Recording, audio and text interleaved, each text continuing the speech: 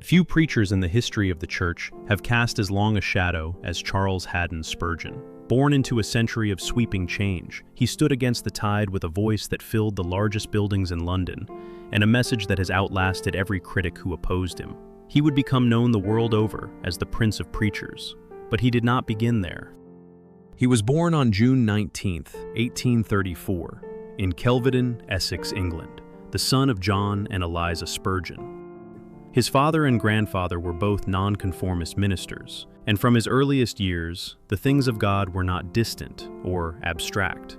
As a young boy, he was sent to live with his grandparents in Stambourne, where his grandfather pastored a small congregational church.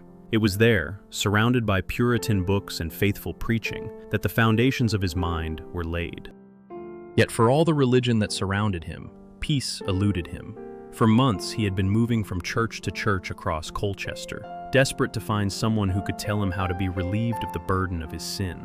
On January 6, 1850, a snowstorm rerouted him down a narrow side street called Artillery Lane and into a small primitive Methodist chapel.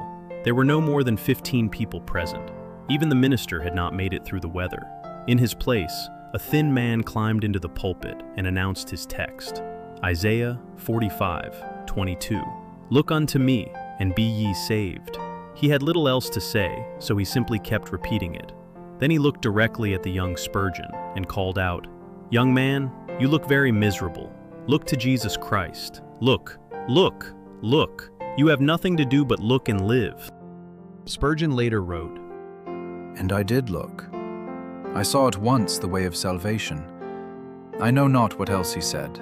I did not take much notice of it. I was so possessed with that one thought. Like as when the brazen serpent was lifted up, the people only looked and were healed. So it was with me.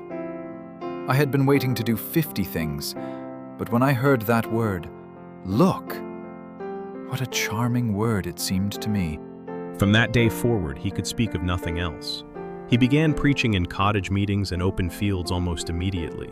At just 16, he preached his first formal sermon in a cottage meeting in Teversham, and by 17, he had become the regular pastor of a small Baptist congregation in Waterbeach, Cambridgeshire. The country folk loved him. Word began to spread. In 1854, at just 19 years of age, he was called to New Park Street Chapel in London, one of the most storied Baptist pulpits in England. The congregation had dwindled. The building felt too large for the handful that remained. Within weeks of his arrival, though, it was overflowing. Within months, London was talking. The young preacher from the country had arrived, and the city would never be quite the same. The crowds grew so large that services were moved to Exeter Hall, then to the Surrey Gardens Music Hall, which seated 12,000. On one occasion, a false cry of fire caused a panic in which 7 people were killed and many more injured. Spurgeon was devastated. For weeks, he was gripped by depression so severe he could barely function. Yet, he returned to the pulpit. He always returned to the pulpit. In 1856, Spurgeon married Susanna Thompson, and the following year she gave birth to twin sons. Neither Charles nor Susanna enjoyed robust health, and the demands of his ministry only added to the strain. Yet Susanna became one of his most devoted supporters. In 1861, the Metropolitan Tabernacle opened its doors, built specifically to house Spurgeon's growing congregation. With seating for 6,000, it became the most attended Baptist church in the world. For 30 years, he preached there, week after week, without notes, without amplification, and without apology. Over the course of his lifetime, he is estimated to have preached to over 10 million people, personally baptized 15,000 believers, and his sermons were translated into nearly 40 languages. They are still in print today.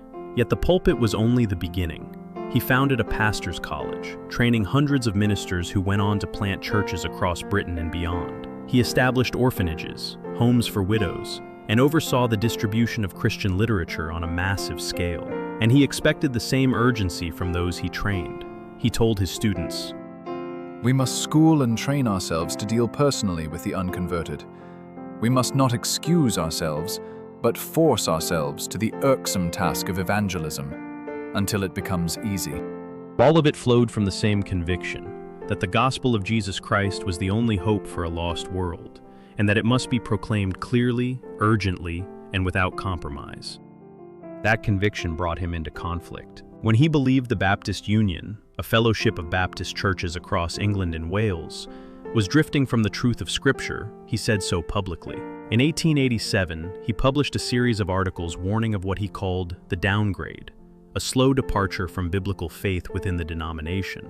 The response was swift and painful. Rather than rally to the truth he had raised, the Baptist Union censured him. It was, by his own account, the greatest sorrow of his ministry.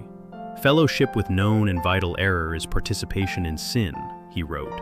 And on that conviction, he withdrew from the Union and bore the weight of that isolation for the rest of his life. Through it all, depression was a companion he never fully shook. He spoke of it openly, calling it his fainting fits. Partly physical, partly the weight of a ministry that never rested, the darkness came and went throughout his life. Yet he refused to let it silence him. He once said, To walk on the water is not an essential characteristic of the Christian faith, but to pray when you begin to sink is. It was prayer that steadied him when the darkness pressed hardest, prayer that brought him back to the certainty of God's goodness, and prayer that gave him the resolve to return to the pulpit again and again, stating, I have learned to kiss the wave that throws me against the rock of ages. By the early 1890s, his health was failing. Gout, Bright's disease, and years of relentless labor had taken their toll. He traveled to Menton in the south of France, seeking rest and recovery. There, on January 31, 1892, Charles Haddon Spurgeon quietly passed from this world into the next. He was 57 years old. 60,000 people lined the streets of London to pay their respects. He left behind 63 volumes of sermons, but more so, he left behind a model of what it means to stand in a pulpit and declare the whole counsel of God without flinching. The Prince of Preachers is gone, but the gospel he gave his life to defend still sounds across every generation that will dare to preach it.